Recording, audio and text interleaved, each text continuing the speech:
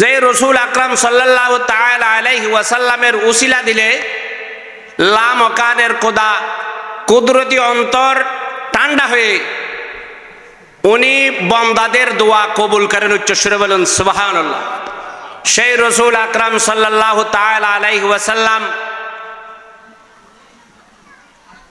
এমন একজন আল্লাহর বান্দা,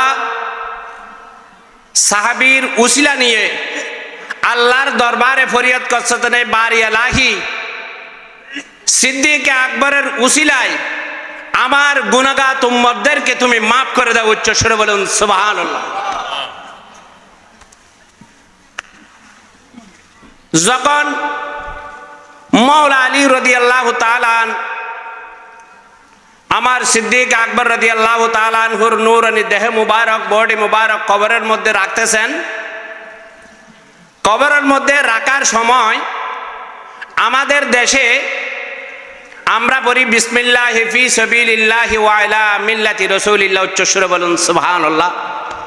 কিন্তু মাওলা আলী যখন সিদ্দিক আকবর রাদিয়াল্লাহু তাআলা আনহুর নূরানি বডি মুবারক আমার রাসূল আকরাম সাল্লাল্লাহু তাআলা আলাইহি ওয়াসাল্লামের ডান পাশে রাখতেছেন, মাওলা আলী বলতেছেন আমি বিসমিল্লাহি ফি সাবিলিল্লাহি ওয়া আলা মিল্লাতি রাসূলিল্লাহ বলে রাখার সময় পাই নাই, কিন্তু আমি মাওলা আলী নারায়ে তাকবীরের স্লোগান ধরেছিলাম। উচ্চস্বরে বলুন সুবহানাল্লাহ। সবাই অ্যাস্টনিশ হয়ে গেছে, অবাক হয়ে গেছে, আশ্চর্য হয়ে গেছে। কবরের পারে আল্লাহ আল্লাহ রসুলের কুদরতি হাতে আমরা রেখে দিই, মুআজিজার হাতে রেখে দিই, কিন্তু আজকে আমার রসুল যাওয়ার পর, সিদ্দিক আকবর যাওয়ার পর মাওলা আলী দুনিয়ার মধ্যে নতুন একটা শরীয়ত চালু করতেছেন। কবরের পারে বসে নারায়ে তাকবীরের স্লোগান দিচ্ছেন। সাহাবারা আমার জিজ্ঞেস করতেছেন, এই মাওলা আলী তুমি কবরের পারে দাঁড়িয়ে বিসমিল্লাহি ফি সাবিলিল্লাহ ওয়া আলা মিল্লাতি রাসূলিল্লাহ না বলে তুমি নারায়ে তাকবীরের স্লোগান ধরলা কেন? মাওলা আলী বলতেছেন, খোদার জাতের কসম খেয়ে বলতেছি, আমার রসুল যেইভাবে আমি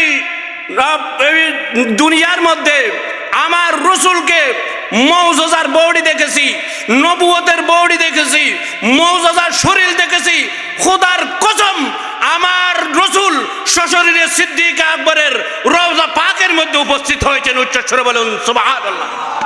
শুধু উপস্থিত হন নাই, মাওলা আলীকে আমার রসুল বলতেছেন, এই মাওলা আলী আমার সিদ্দিককে মাটির মধ্যে রাখিও না, বালির মধ্যে রাখিও না, আমার সিদ্দিককে আমার মুআজিজার হাতে দিয়ে দাও। উচ্চস্বরে বলুন সুবহানাল্লাহ।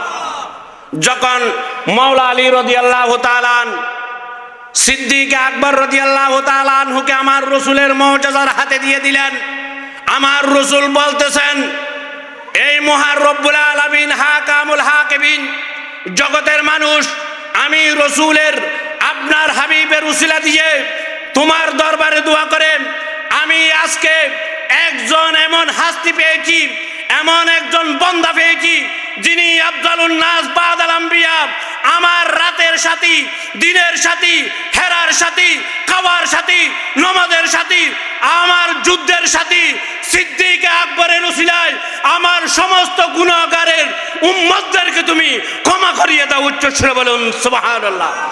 তাহলে আমার রসুল যদি সিদ্দিক আকবরের উসিলা নিয়ে গুনাহগার উম্মতদেরকে পার করাতে চায়, আমরা সাহেবে মাজারের উসিলা নিলে আল্লাহ পার করবে কিনা? পার করবে, তাহাতে কোনো সন্দেহ নাই। অতএব আমি চাই যারা মাসকে মাস, সপ্তাহে সপ্তাহ, দিনকে দিন এই ঠান্ডার দিনে বসে আছেন, অর্থ দিয়ে, শর্ত দিয়ে, স্টাবের সম্পত্তি দিয়ে, গরু দিয়ে, মহিষ দিয়ে, কথা দিয়ে, বার্তা দিয়ে, আমি আল্লাহর দরবারে একটাই ফরিয়াদ করি, এই মহান রব্বুল আলামিন হাকামুল হাকিমিন সাহেবে মাজার হুজুর কিবলায়ে আলমের উসিলায় সমস্ত আমরা যারা আশিক বিন্দুরা আজকে উপস্থিত হয়েছি, আমাদেরকে গুনাহ মাফ করিয়ে জান্নাতের একটা ব্যবস্থা করে দিন। উচ্চস্বরে বলুন সুবহানাল্লাহ। অতএব আপনারা ধৈর্য হারা হবেন না, ইনশাআল্লাহ 10 এবং 15 মিনিটের মধ্যে আমাদের মাহফিল শেষ হয়ে যাবে। আর বিশেষ করে সাহেবে মাজার হুজুর কিবলায়ে আলমের নূরানি নজর দিয়ে করা, নূরানি জবান দিয়ে যিনি ডিক্লার করে দিয়েছেন 50 বছর আগে জমিন থেকে যাওয়ার আগে, যেখানে এখন আমরা বসে ছাত্র ছাত্রীরা কি করতেছেন, লেখাপড়া করতেছেন, রহমানিয়া আবু বকর সিদ্দিকিয়া আপনার সেটা এখন নুরানি আছে। ইনশাআল্লাহ আমরা ইফতেদায়ী করার জন্য চেষ্টা করতেছি। তার সাথে সাথে একটা এতিমখানা হেফজখানা করার চেষ্টা করতেছি, সেইটার মধ্যে ভর্তি চলতেছে। আপনারা এই দিক সেই দিক দূরে বাচ্চা কাচ্চা না দিয়ে আপনারা এখানে ভর্তি করে দিবেন, এইটা আমার বিশ্বাস। কারণ এইটা শুধু মাদ্রাসা নয়, রসুল আকরাম সাল্লাল্লাহু তাআলা আলাইহি ওয়াসাল্লামের ঘর নয়, এইটা সাহেবে মাজার হুজুর কেবলাই আলমের একটা নূরানি প্রতিষ্ঠান। উচ্চস্বরে বলুন সুবহানাল্লাহ। অতএব আমি শিশু থেকে পঞ্চম শ্রেণী পর্যন্ত, সেই দিন আমি আসলে মাদ্রাসা প্রতিষ্ঠিত হয়েছে কয় বছর? 5 বছর। 5 বছর আমি মাদ্রাসায় আসতাম যেতাম, কিন্তু কয়টা বাচ্চা আছে, কিভাবে লেখাপড়া পড়তেছে ওইটা আমি দেখি নাই। ইনশাল্লাহ ওই দিন আমাকে আমাদের মাওলানা কবির সাহেব দাওয়াত দিয়েছিল পুরস্কার বিতরণী সভা এবং আপনার বার্ষিক রেজাল্ট দেওয়ার জন্যে। এত সুন্দর কোরআন তেলাওয়াত, এত সুন্দর নাতে রসুল, এত সুন্দর হাদিস পাঠ করেছেন, আল্লাহর কসম করে বলতেছি আমার অন্তরটা ঠান্ডা হয়ে গেছে। উচ্চস্বরে বলুন সুবহানাল্লাহ। কারণ এইটাই হচ্ছে নাজাতের উসিলা।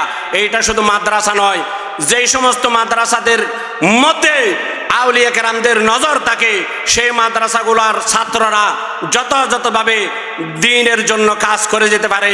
এই বলি আমি আমার সংক্ষিপ্ত বক্তব্য এখানে শেষ করছি। আসসালামু আলাইকুম ওয়া রাহমাতুল্লাহি ওয়া বারাকাতুহু।